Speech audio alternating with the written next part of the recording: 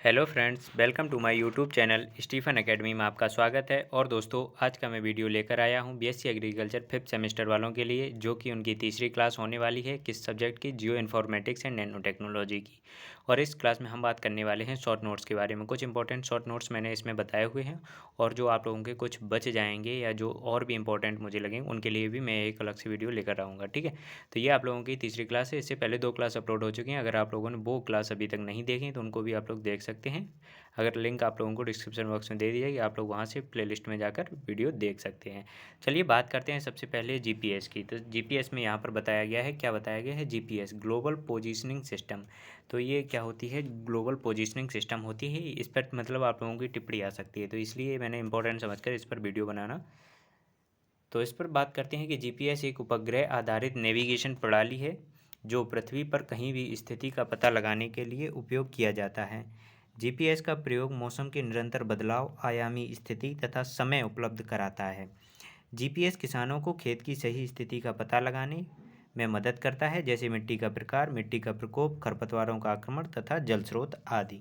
तो ये हो गया आपका जीपीएस। जीपीएस आप लोगों ने पूरा पढ़ लिया। आप लोग इसे देख सकते हैं और आराम से आप लोग इसकी नोट कर सकते हैं और पढ़ भी सकते हैं आराम से। इसके बाद बात करते हैं रिमोट सेंसिंग। रिमोट सेंसिंग क्या है? रिमोट सेंसिंग पर बात कर लेते हैं। आरएस जिसे शॉर्ट में बोलते हैं, इसका फुल फॉर्म होता है रिमोट सेंसिंग।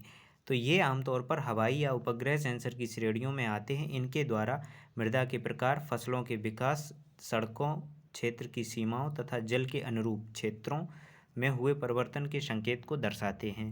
वनस्पति सूचकांकों को प्रदान करने के लिए एरियल और सैटेलाइट इमेजरी को संशोधित करके पौधे के स्वास्थ्य को दर्शाता है। ये होता है, किसका कार्य होता है? ये रिमोट सेंसिंग का होता है। तो इसके बारे में मैंने आप लोगों को थोड़ा थोड़ा शॉर्ट नोट्स के रूप में बताया हुआ है, और इसके मतलब आप लोगों के कुछ मैंने जो इम्पोर्टेंट समझे थे टॉपिक, उनके लॉन्ग वीडियो आप लोगों के लिए ज़रूर मिल जाएगा आप लोगों को, और एक लॉन्ग वीडियो मैं बना चुका हूँ। ठीक है, इसके बाद बात करते हैं हम सॉइल मैपिंग पे। सॉइल मैपिंग क्या होती है? सॉइल मैपिंग पे बात कर लेते हैं कि विभिन्न स्तरों पर भोजन की आवश्यकताओं को पूरा करने के लिए विभिन्न पैमानों पर मृदा मानचित्रों की आवश्यकता होती है। अब मृदा मानचित्रों के पैमाने पर सीधा संबंध सूचना सामग्री व क्षेत्र की जांच से है।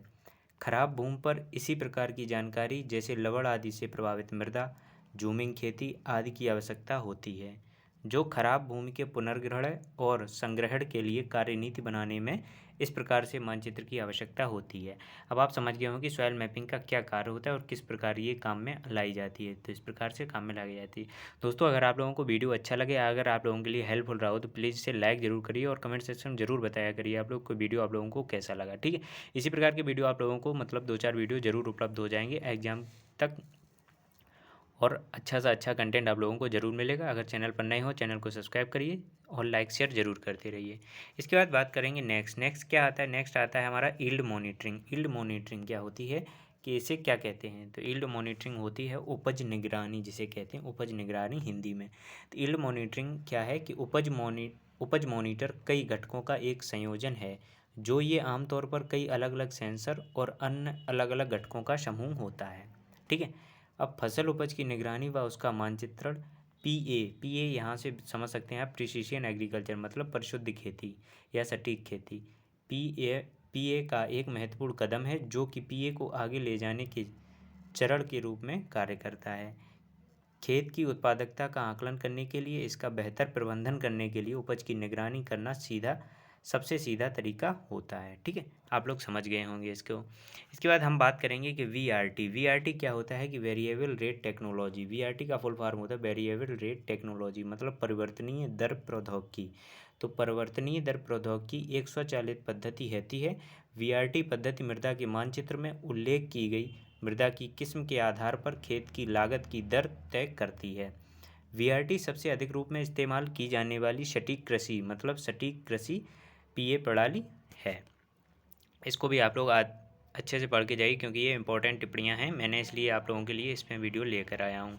इसके बाद बात करेंगे हम नेक्स्ट पे। नेक्स्ट आता है एसटीसीआर। एसटीसीआर क्या होता है? कि सॉइल टेस्ट क्रॉप रिस्पॉन्स।